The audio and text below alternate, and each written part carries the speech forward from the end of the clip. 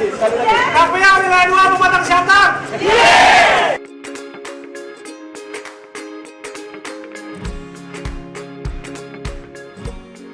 Karena penggunaan dan pembentukan wilayah pengelolaan hutan dari Dirjen Planologi Kehutanan dan Tata Lingkungan, Kementerian Lingkungan Hidup dan Kehutanan berkesempatan untuk ke wilayah KPH Bapak, di mana kami akan meliput tentang potensi dari KPH Unit 2 Siantar. Pak, mohon agar dapat diterangkan potensi-potensi dari KPH Unit 2 Siantar ini, Pak. Terima kasih. Baik, terima kasih Bu.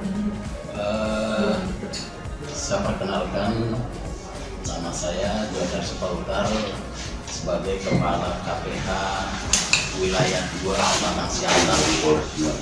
KPH Wilayah 2 Pematang Siantar terdiri dari 4 unit yang total luasnya kurang lebih 114.000 hektar lebih, yang terdiri dari 4 unit, 2 unit KPHP dan 2 unit KPHL,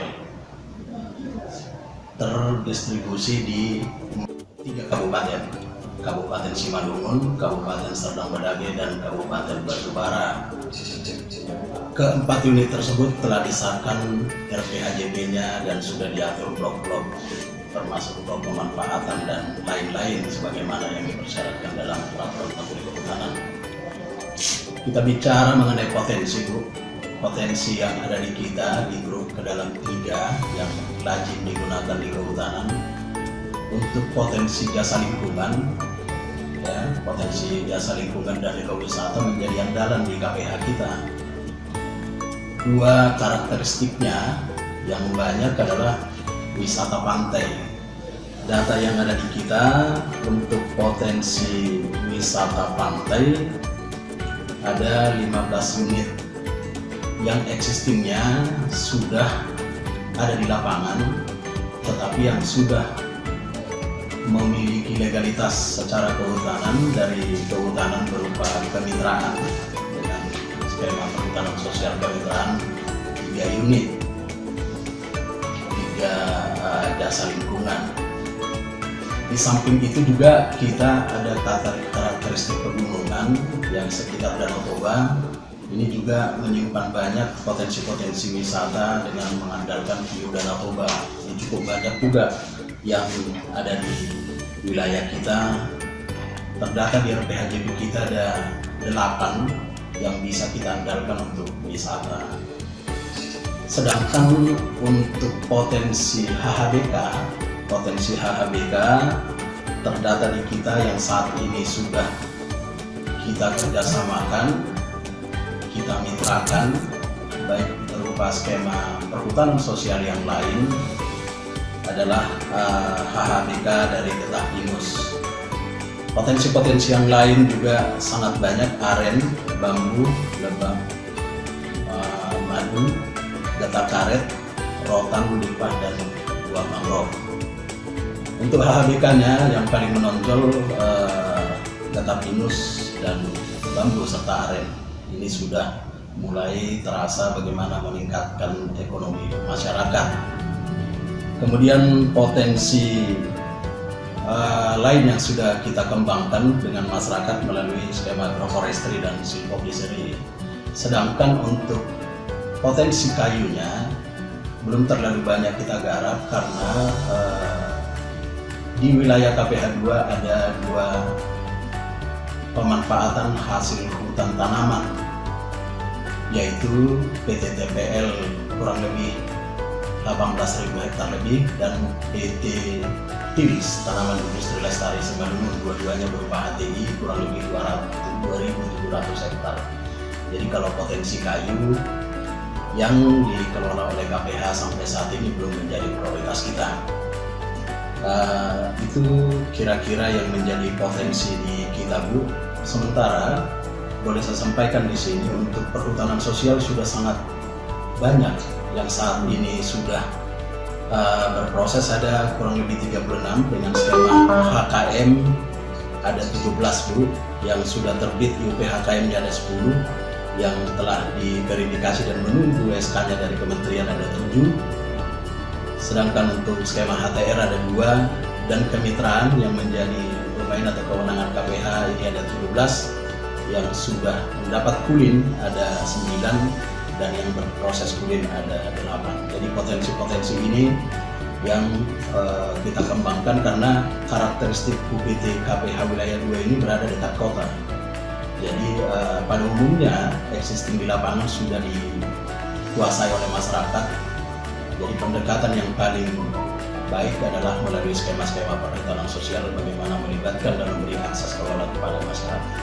Kira-kira begitu yang bisa saya sampaikan, potensi-potensi yang mungkin dan kemungkinan akan kita garap ke depan dan saat ini sudah kita lakukan di KPH 2. Terima kasih, Bu.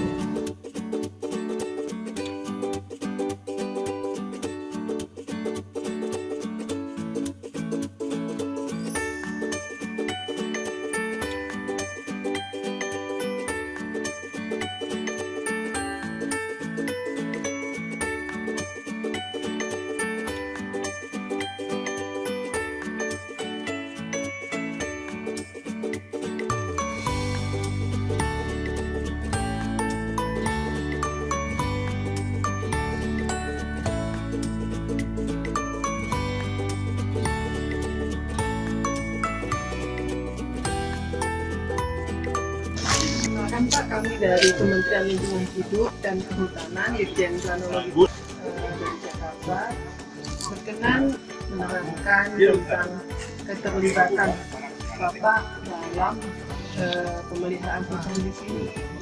Kemudian bagaimana memanfaatkan kawasan hutan di sini dikembangkan sebagai agroforestry dan juga jasa lingkungan wisata gitu Pak. Mungkin perkenalkan dulu. Ya, nama saya Rahman Tampu Bulon, Ketua Kelompok Tani Hutan Harangan. Awalnya kelompok Harangan ini kita bentuk itu berangkat dari kegelisahan kita masyarakat di sini terkait dengan banyaknya perubahan hutan atau illegal logging di hutan lindung.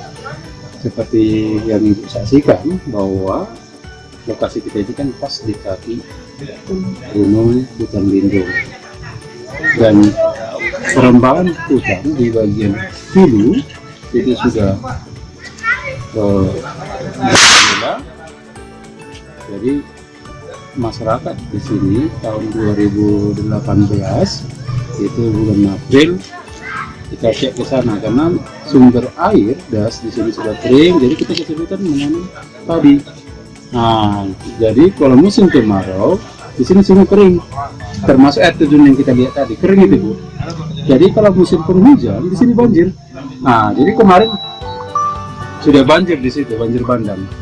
Nah, jadi itulah berkaitan dengan itu rekan-rekan semua dengan sadar mencoba untuk mengusir pelaku illegal logging yang di bagian hulu.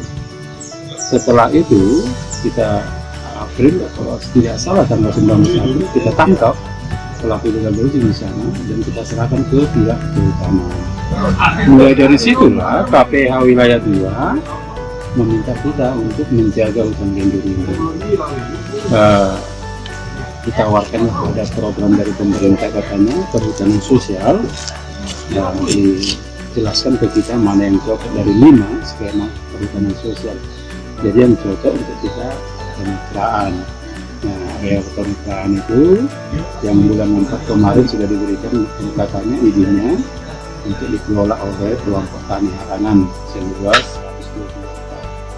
Jadi di lokasi areal kehutanan ini, areal kemitraan ini ada jasa lingkungannya, ekowisatanya ada seperti yang kita lihat tadi, air terjun. Kemudian di sini ada namanya liang bolon, kalau di kita gua namanya, untuk tempat tersembunyi masa penjajahan Belanda. Kemudian ada di sini tempat dua namanya dompet jasa, dua permintaan terakhir jika ada terus waktu itu buktinya ada di situ, nanti bisa kita lihat. Kemudian ada di sini penetapan kawasan tikus visit ini ya. Ini kawasan pinus ini dijeres secara ilegal dulu. Masyarakat sini juga, jadi dia kita usir, jadi dia berhenti dan mau kita rawat pohon pinusnya untuk kita lestarikan. Kenapa Pak kok dianggap ilegal? Karena penderesan itu kan mengganggu? Iya, yang jelas jika penderesan itu dilakukan tidak sesuai dengan aturan main, karena ini kan sifatnya membunuh. Jadi kalau kita lihat ada foto-fotonya, satu batang pohon itu ya jarak-jaraknya itu berdua-dua jari jaraknya, koakannya bisa dilihat. Jadi daripada ini menjadi mati dan kami di bawah nanti longsor apa segala macam, jadi kami lebih bagus usir.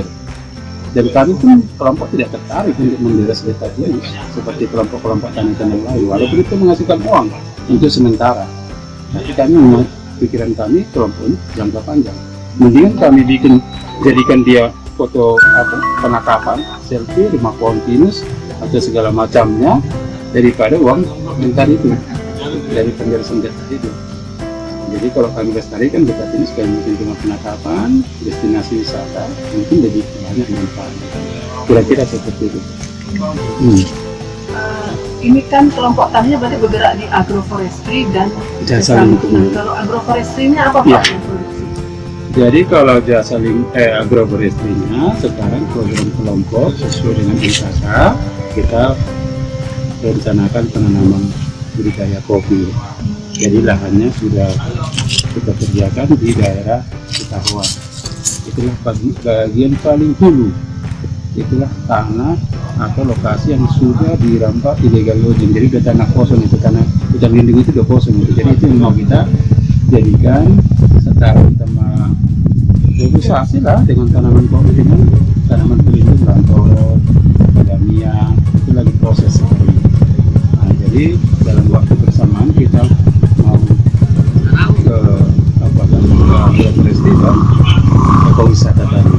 Nah, jadi rencana dengan KPH wilayah 2 mudah-mudahan dan ekowisata ya bulan Mei target kita sudah dibuka dan dibuka resmi oleh KPH wilayah 2. Berarti akan ada penambahan fasilitas ya, jalan seperti itu Pak ya, dan supaya wisatawan masuk itu Pak dengan mudah. Iya, jadi ini kita ada koordinasi dengan ini, lurah, dengan camat. Jadi rencana kita ya semoga pemerintahan daerah bisa membantu kita. Yang jelas akses jalan memang untuk jalan kecamatan sudah ada, tinggal peningkatan aja. Nah, dan harapan kita seperti itu, setelah ini dibuka dengan resmi untuk umum, maka pemerintah daerah bisa membantu kelompok dalam peningkatan infrastruktur.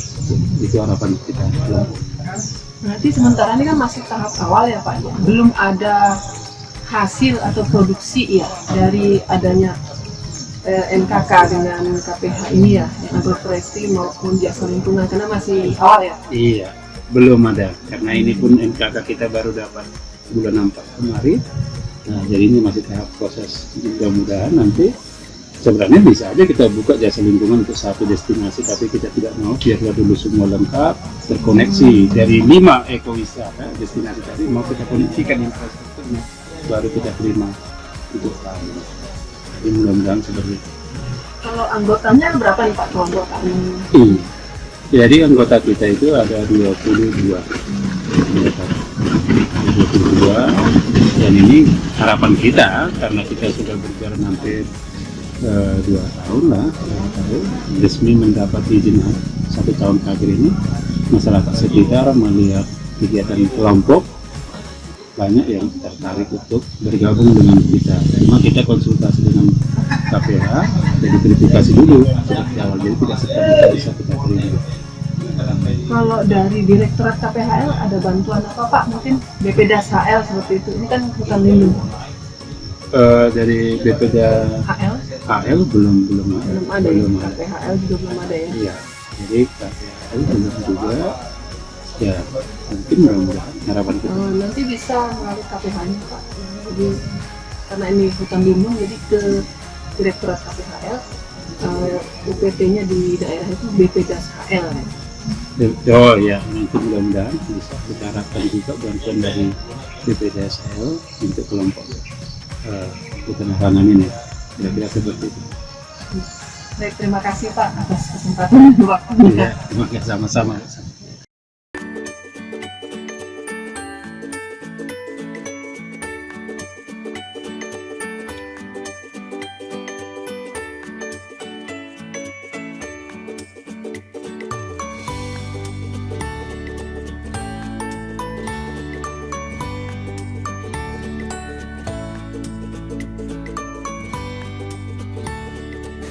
Selamat sore Pak, kami dari Kementerian Lingkungan Hidup dan Kehutanan.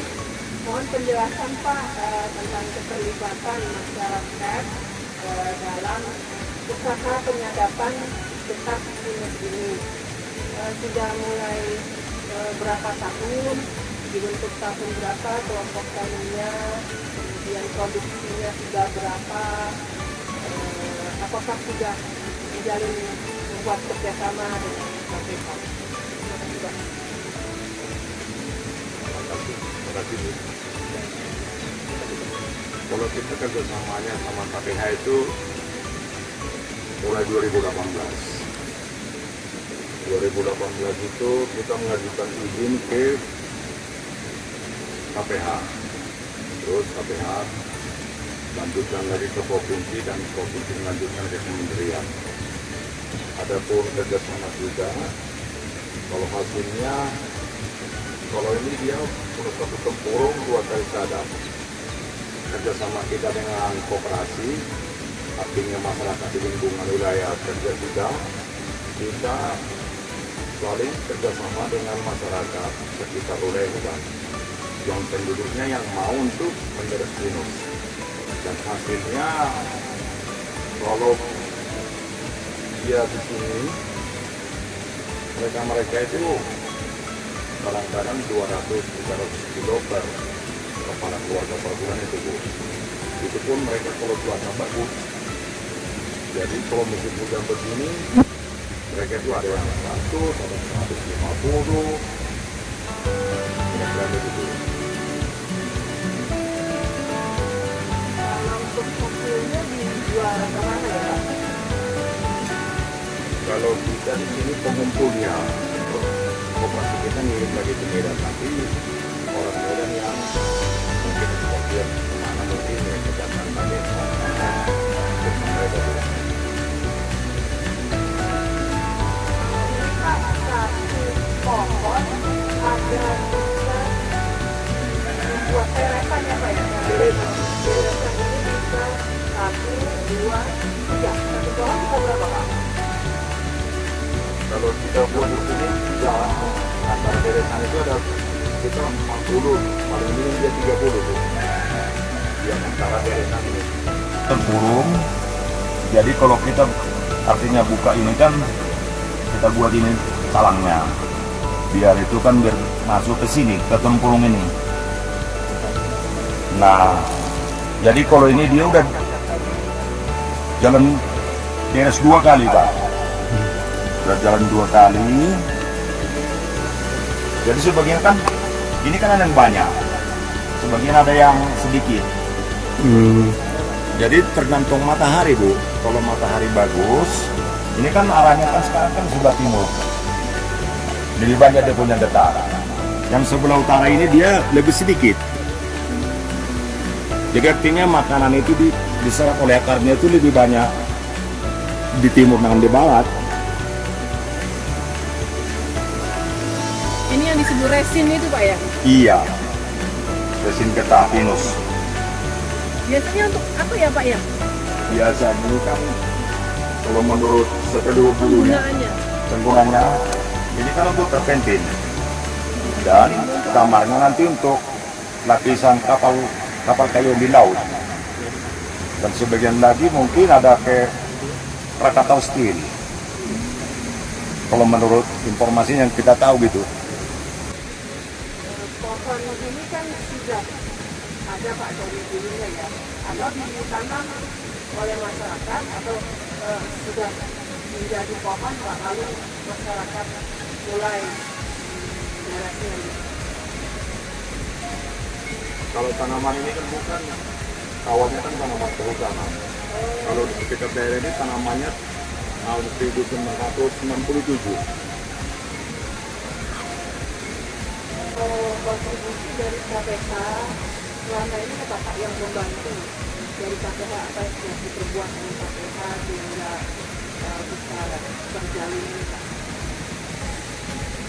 Kalau dari KPH itu kontribusinya kita tidak dibina oleh KPH.